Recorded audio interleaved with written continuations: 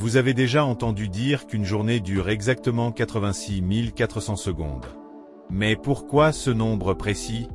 Est-ce juste une convention arbitraire ou cache-t-il une profonde signification scientifique? Aujourd'hui, nous allons remonter aux origines du temps et explorer ensemble les secrets mathématiques et physiques derrière cette mesure.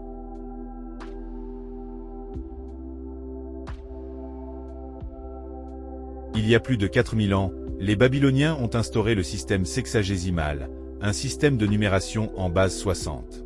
Ce choix mathématique, basé sur les nombreux diviseurs du nombre 60, facilitait les calculs et conversions, influençant durablement notre mesure du temps.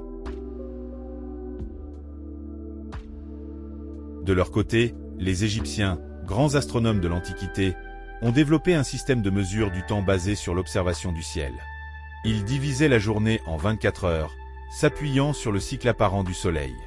Ce système est issu des premières horloges à ombre comme les cadrans solaires, qui permettaient de découper le jour en périodes égales. La nuit, ils utilisaient les étoiles pour marquer le passage du temps, notamment en se basant sur la position de certaines constellations.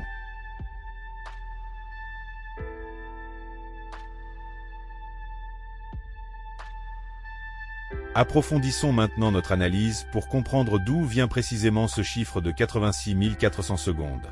À travers un raisonnement mathématique simple, nous allons démontrer comment cette valeur résulte directement de la division du temps en jours, heures, minutes et secondes, en nous appuyant sur les bases historiques et scientifiques de cette mesure.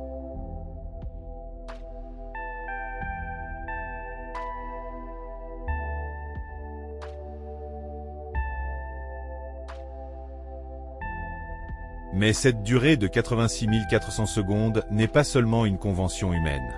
Elle est directement liée à la rotation de notre planète. Une journée est le temps que met la Terre pour effectuer une rotation complète sur son axe.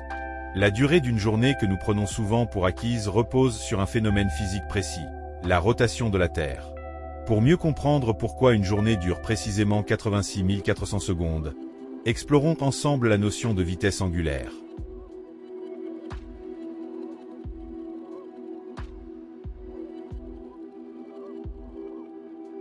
La Terre tourne sur elle-même en effectuant un tour complet autour de son axe. Cette rotation suit une loi mathématique bien définie, la vitesse angulaire, qui mesure à quelle vitesse un objet tourne par rapport à un point fixe. Elle est donnée par une équation essentielle. La vitesse angulaire est égale à 2 fois π divisé par la durée d'un tour complet. La vitesse angulaire représente la vitesse de rotation de la Terre en radians par seconde, et la durée d'un tour complet correspond à une journée sidérale. Grâce aux mesures astronomiques, nous savons que la vitesse angulaire de la Terre est d'environ 7,292 multipliée par 10 puissance moins 5 radians par seconde. Cependant, en appliquant cette valeur dans notre équation, nous obtenons environ 86 165 secondes, ce qui correspond à la durée d'un jour sidéral, 23 heures, 56 minutes et 4 secondes. La durée de 86 400 secondes, que nous appelons jour solaire, prend en compte la rotation de la Terre autour du Soleil. Ce résultat nous montre que la durée d'une journée fixée à 24 heures repose en réalité sur un phénomène physique précis, la rotation terrestre. Ainsi, chaque seconde que nous comptons est directement liée au mouvement de notre planète à travers l'espace. Aujourd'hui, nous disposons d'outils capables de mesurer le temps avec une précision extrême, les horloges atomiques. Mais qu'est-ce qui les rend si précises et comment fonctionnent-elles réellement? Contrairement aux horloges mécaniques ou à pendule, les horloges atomiques ne reposent pas sur un mouvement physique, mais sur un phénomène fondamental de la physique quantique, les oscillations des atomes. Plus précisément, c'est l'atome de césium-133 qui sert de référence pour définir notre unité de temps, la seconde. Une seconde correspond exactement à 91 92 63 17 70 oscillations de l'onde électromagnétique émise lors de la transition entre deux niveaux d'énergie d'un atome de césium-133. Dans un laboratoire, une horloge atomique mesure avec une précision extrême les oscillations des atomes de césium, qui servent de battement de référence pour le temps. Cette technologie permet de détecter des écarts de l'ordre de la nanoseconde, assurant une précision inégalée, essentielle pour le GPS et les communications spatiales.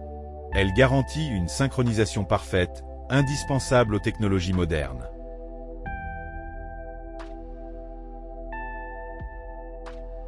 « 86 400 secondes par jour, ce n'est pas une coïncidence, mais le fruit d'un long héritage historique et d'une précision scientifique.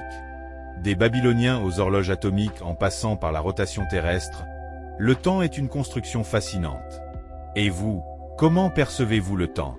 Une simple unité ou une force fondamentale de l'univers?